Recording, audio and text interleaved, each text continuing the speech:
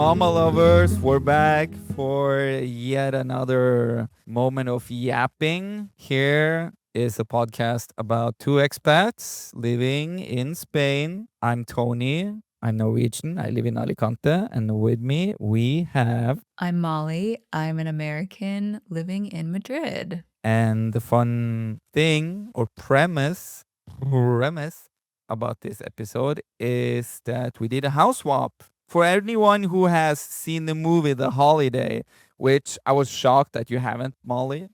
So, in case you forgot the plot, I'll repeat it again. The Holiday is about two women who do a house swap. One is from the UK, the other one's from LA or something. And then they swap houses for weekend. They kind of get to enter into each other's lives for better or worse. Well, in the holiday, I guess it's just better because one gets laid, another one gets a friend, and they get to experience each other's country. So in our instance, we did not swap the US and Norway, but we did swap Alicante and Madrid, meaning that Molly came down here to stay at my place, and then I went up to Madrid to stay at theirs. Which I would say is pretty much like switching countries. It's very, very different. Switch countries. Well, for anyone who doesn't know Madrid nor Alicante, Madrid is in the middle of Spain, so high up, no ocean, no Mediterranean coast. Whereas in Alicante, there's exactly that. You're at the Mediterranean coast, you're by the sea. We're going to do a two-part episode. This episode, it's my turn to talk about my experiences for the weekend. Next time, it will be Molly. So please stay tuned for the part 2 of this recording. I am going to put on a timer. I'm going to set this to 30 minutes because I keep yapping, and then I'm going to try and stay efficient. Molly, is there anything you want to comment or ask before I dive into it? Yes, if you're listening to this right now, just subscribe, comment, share, like. We love the engagement and keep listening to hear the juicy details of Tony's escapades in Madrid. We want to be challenged about our opinions. We want to get critiqued, and we want to be loved. We want validation. So please give it to us. Exactly. Is it your experience that, like me saying how different Alicante is from Madrid, would you say something similar as like they're completely different, like almost as if you were in a different country? Apart from the language, maybe. The thing was, I was there for a long weekend. I didn't live there per se.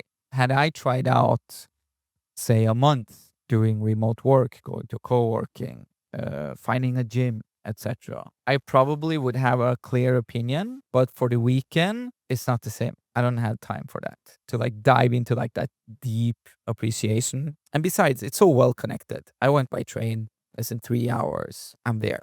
That is nice. Maybe you saw a bunch of tourists, but your area is very touristy. There were so many, like, one thing I noticed was a lot of cars with different license plates in different countries. Like, there was a lot of French people, Portuguese people, Italian people. I don't know, just like license plates that I noticed from other countries, which in Madrid, I don't know, it doesn't exist. And I mean, that's just like a stupid small example, but then everyone's speaking different languages. And at least in my neighborhood specifically, I never hear anything but Spanish. So it was, well, and in your specific neighborhood, people only spoke Spanish as well. But I mean, it was crazy busy with tourism. And I feel like Madrid, you have to like search it out. You don't just get it anywhere. Well, yeah.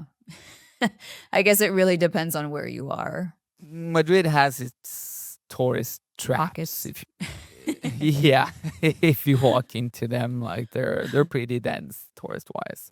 Here in Alicante, as we're recording this was late April, early May when we did the swap, and that's kind of when tourist season starts here in Alicante. Ramping, yeah. Because it's hot Well, enough to go you can swimming. notice. Yeah. And what you said about the license plates from different countries, it's something that I don't think too much about, but it is something I notice, especially when I'm driving myself and I'm in a queue. I will see, oh, another Ukrainian car or a Latvian car. It's my first time seeing that in this neighborhood. Like I will A Ukrainian car, say, really? Yeah, a lot. Hmm. So I take mental notes of like where I see most license plates from, apart from Spain, obviously. Let me just dive right into how my weekend was in Madrid. So, start off. I went by train late in the evening, Thursday, up to Madrid, and the plan for the weekend was pretty chill. It is my third time being there. I still don't know the city very well, and my main plan was to meet up with one friend, have a coffee, and then hang out with my dear cousin who lives in Madrid. And the plan there was do some wining, some dining, some socializing, and then actually on Saturday go on a mountain hike. She mentioned it, said I might not be interested, but I said, who else is gonna take me hiking outside of Madrid? So yeah, I signed up for that. But spoiler alert, it rained a lot Saturday, and I was hungover, and my cousin was hungover, so there was no hiking on Saturday. I guess I had the holiday movie in the back of my head because you get up, you look at a different kitchen, you go to the window, you see a different neighborhood than what you're used to. I really like took in the feeling of being at you guys' place. Even like I'm not gonna say anything, but like opening the fridge, you can tell so much about the person just by opening the fridge and saying like, well, this is food, yeah, but I never buy that product. I usually don't eat Uh-huh. that. So nothing Yeah. crazy, but it's one of those small details. What would you say about us based on our refrigerator? I would say you're conscious. Conscious, it's selective on products, somewhat on brands as well. Thought I will take a page out of this book. Like not Aw. totally changed my own fridge. It felt more cultivated looking into your fridge because I knew like I had several bottles of Coke in my fridge and like some trashy food there.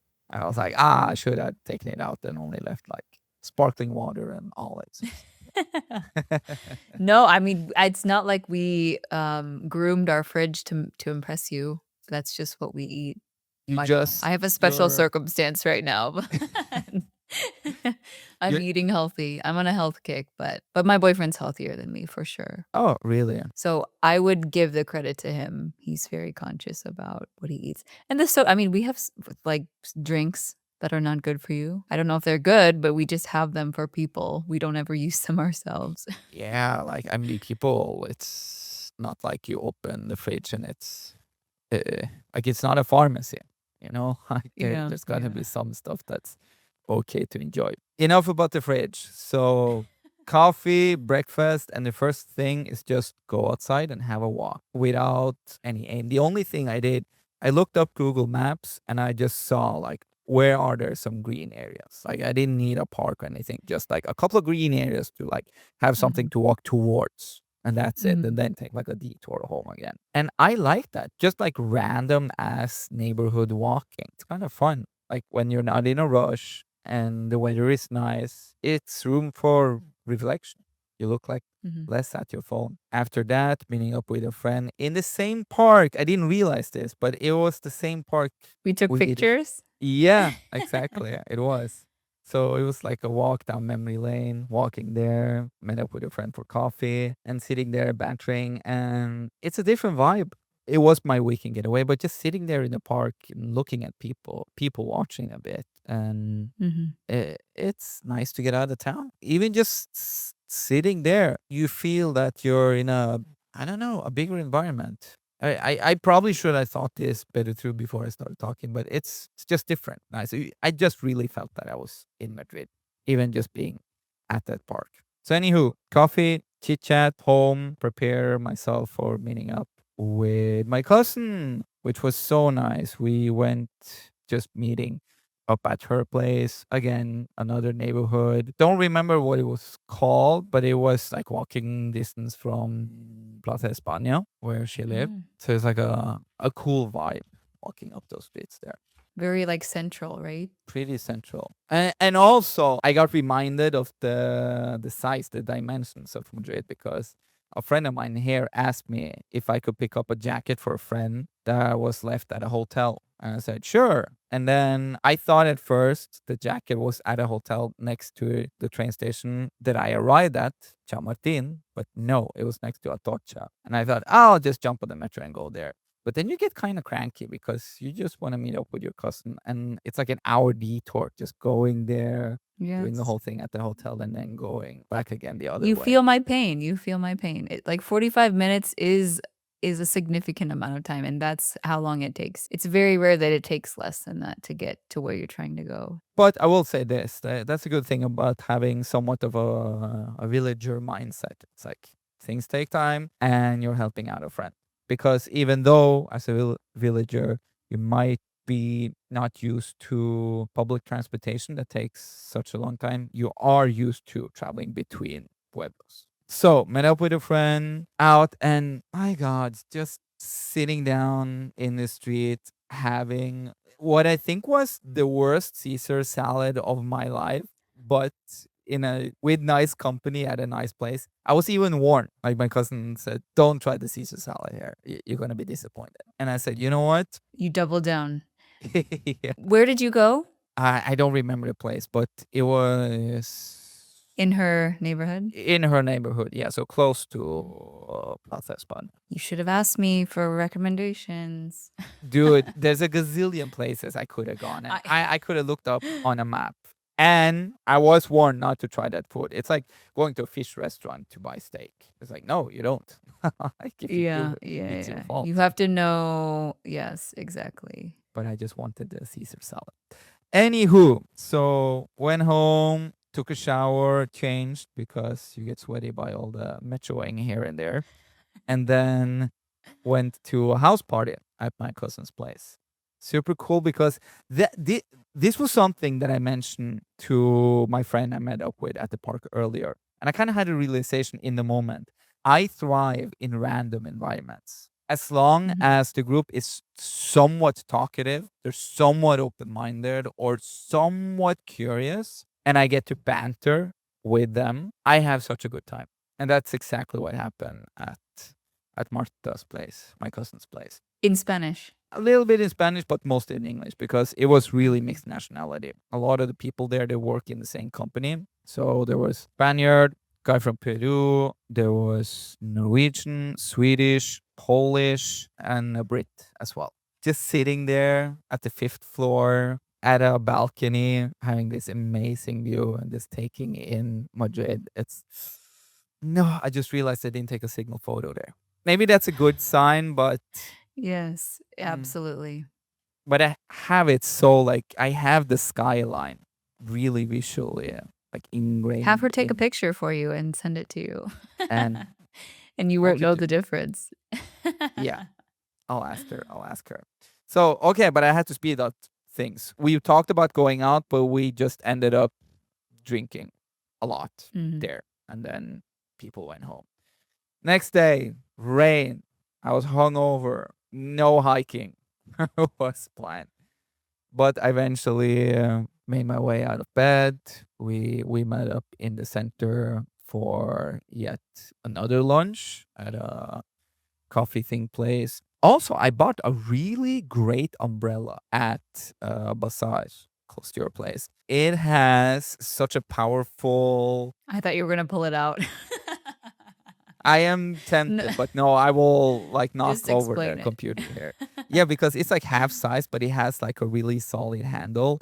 And when you press the button, which is way It too shoots easy out? to do, it shoots out so hard. Yeah. The force, it's like, how do you say, a self defense umbrella. Because if you just angle it slightly like this and press it, you smack the next person in their face. Uh-huh. So I wonder if that we have will the be same my. umbrella now. Maybe we do. Maybe we do. I'll show it to you later.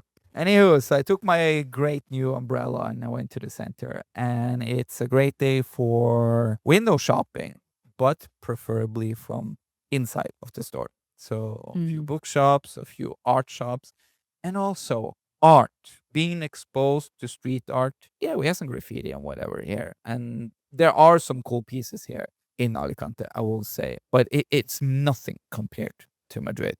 It's night and day with like the quantity and the randomness. And maybe they have their Instagram handles, so you look them up and you find some Oh, more where cool were ones. you exactly? What neighborhood? It's called Malasanya. Is that correct? Yeah, yeah, Yeah. yeah. Yeah, just taking in some of the culture right there. After that, both of us hung over. The last shop we went to was Casa de Libros, just because I wanted a bigger selection. But I was so tired and hungover. I just told my cousin, like, yo, I need to sleep if we're gonna do anything tonight. So we just agreed, both of us go to separate places, rest up, shower, suit up, and then we went to two cool places. One was a wine bar that is that in Malasaña or close by? I'm not sure. Everything was kind of like walking distance. And I would always go with the metro to Tribunal or Plaza España. But we went to a place called Casa Botella, which is kind of like this cool wine place, kind of rustic, everything on base level, but they do have a basement as well that they run some events in. But you want to be upstairs and Yeah. catch some of that cool vibe from the other people and from the outside as well. So it's run by this French guy, and it was just a cool vibe there. And I drank rosé. It's been a while since I tried rosé, but I was like, you know what? I'm gonna have rosé today. So after that, stop by empanaderia to have a couple of empanadas, and then came the highlight because we went to a piano bar called Toni 2 or Toni Dos. Have you heard of it? No. In Malasaña? I don't remember.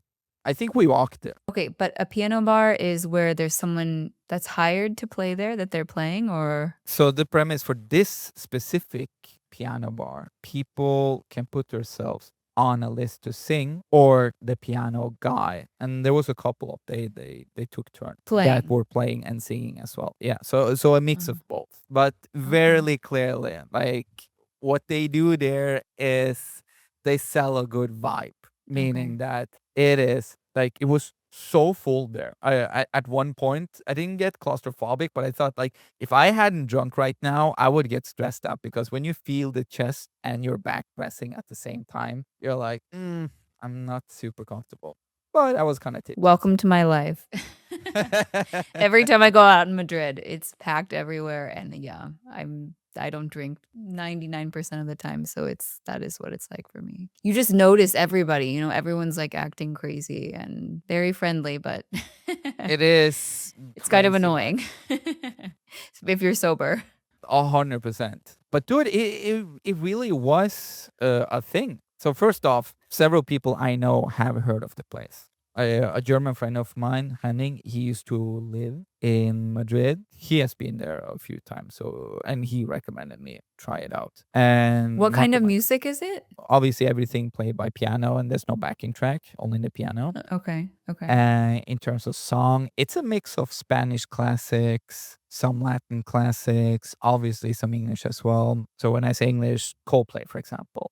When I say Spanish, I can't think of the titles, but national party anthems, whatever, from back in the day here. And get Okay. this. So me and Marta, we actually have an anthem, and that's Luis Miguel, Ahora te puedes marchar. It's called.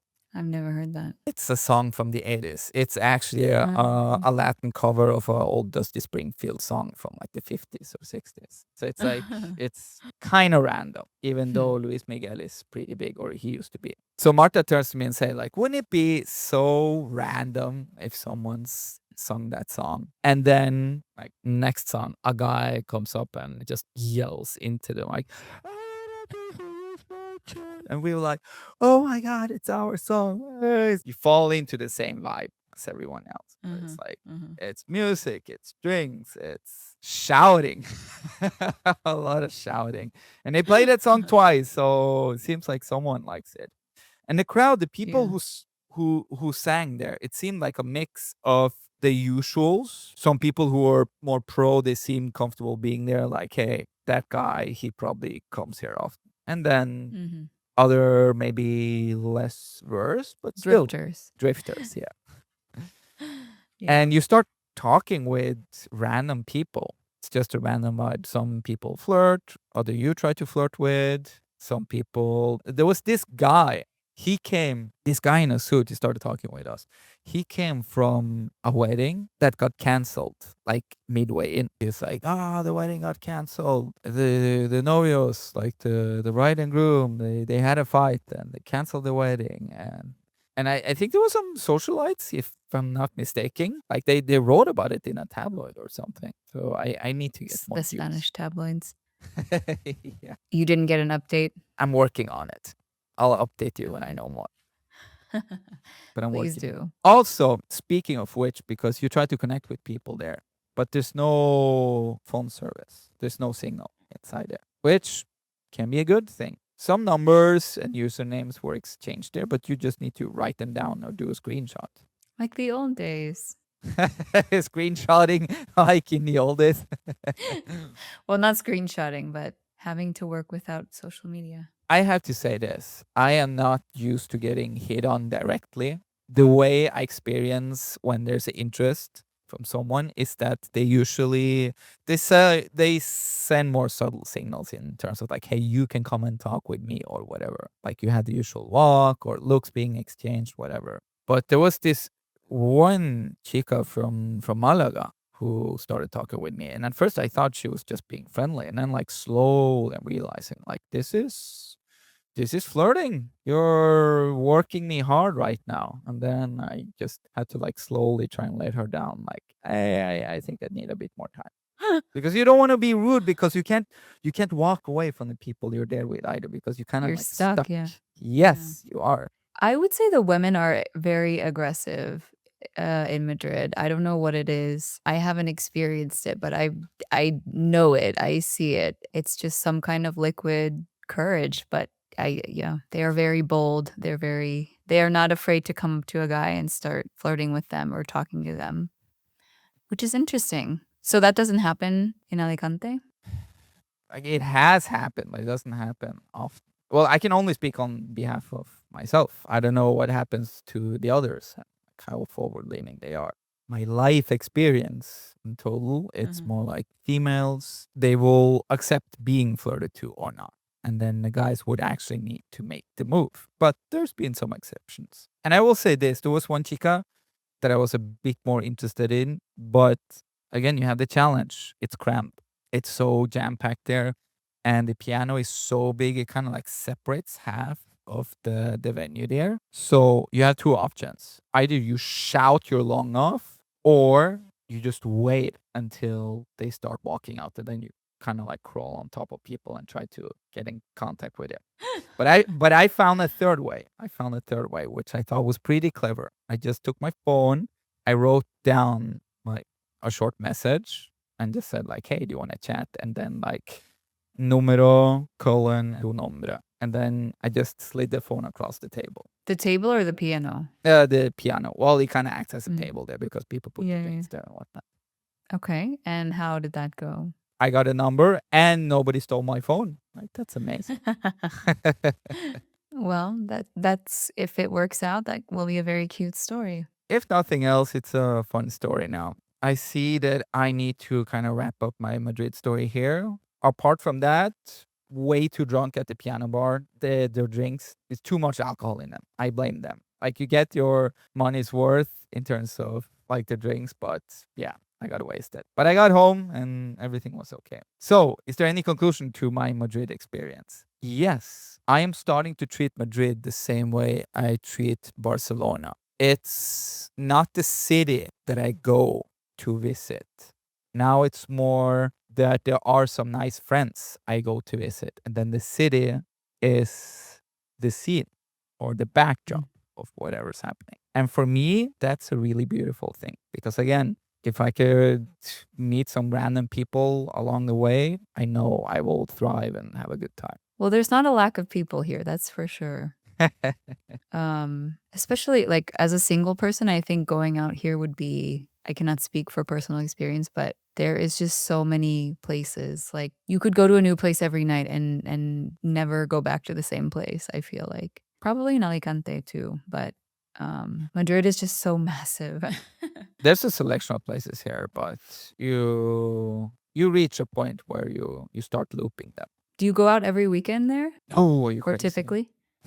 There's weekends where you don't go out at all? Yeah, a lot of them. Yeah. But remember, I have a dog and I'm a pretty chill guy, so so no, Yeah. I don't drink a lot, to be honest, and I don't go out a lot. I try to socialize, but in terms of like night clubbing, even though I love going to nightclubs, I don't do it every weekend. It's like, Mhm. no. I'll probably do it more now when summer starts, but again, I'm a chill guy and I like to get up early some days and have some nice days. So in the last episode, if it comes out in the right order or at Mm. all, we talked about the people and how different they are. Would you say people in Madrid friendly, or what was your impression of the people specifically? Two specific examples if we're talking madrileños or gatos here. One, on the street, the sidewalk standstill is definitely real there. And people Yeah. will smile to you slightly less when you look them in the eye. Smile? Yeah, like if I Ah, walk okay. past someone here on the street and our eyes meet, I usually do like a white smile or something, even though I don't know them. And No. Mhm. sometimes they react, other times they don't do anything. In Madrid, it felt like they absolutely don't do anything. Like that was my Yeah. one takeaway. Second thing, if I talk with a Madrileño, there was just, I guess it was just one. No, did I actually talk with a single Madrileño? No, I talked with people who were from outside of Spain, like from Malaga or from small Puebla. Outside of Madrid. Yeah, what did that say? Yeah. Outside of Spain. Oh, no, I thought you were gonna talk about the okay, no, go no, on. no. I meant people who are from Spain, Spaniards, but not from Madrid specifically. The ones that I talked to were chill, open people. So I don't know. I guess I need to spend more time on the ground there to have an opinion. But it's a big city. There's some hustle and bustle, and one has to be tough some days, I guess. Well, you're always welcome here and you'll never be bored. You'll always have somebody to meet here. That is for sure. Your There's endless amount of people, there's endless interesting amount. people. There are, and there are several people that are they're not close friends, but I would call them like friends and some acquaintances that if I was in Madrid for a month, I would definitely reach out. But for a short weekend like this, I'm like, okay, we're just gonna go straight to the important ones and leave the Mhm. others out. So if you didn't see Tony this weekend, you know where you stand.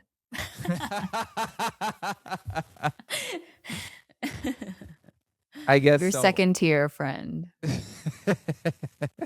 That's brutal. It is horrible. But okay, that is my conclusion. I chose to not be a tourist this weekend. I had an awesome time, and I can't wait to come back to Madrid. Did this time change your mind about Madrid at all, or anything that you thought about it before? Because you've only been here a few times, but and I know you said it's like it was great. It was nice to like experience it differently, but I'm still on track on getting to know the place, but I just noticed that I'm more interested in hanging with people. In general, I am a social dude, and if I can find like a gang or some cool dudes and dudettes to hang and banter with, I kind of prefer that. That's how my interest of the world grows. I never had a passion for geography, but you talk with people who are from different places in the world, so you start looking that stuff up.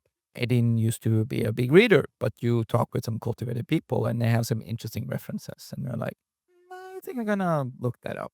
If I could keep exploring Madrid the same way, that someone says, go there or come here, that would be ideal for me. would you live here? Because last year you were like, hard no, I have a dog. I need a smaller town. Never say never in the future, but when I open up my Instagram and I saw people at one of like the regular bars that I go, like this open mic thing I go on Thursdays, other people hanging at the beach and places that I know, I immediately felt like I was looking at home. I was looking at the Mhm.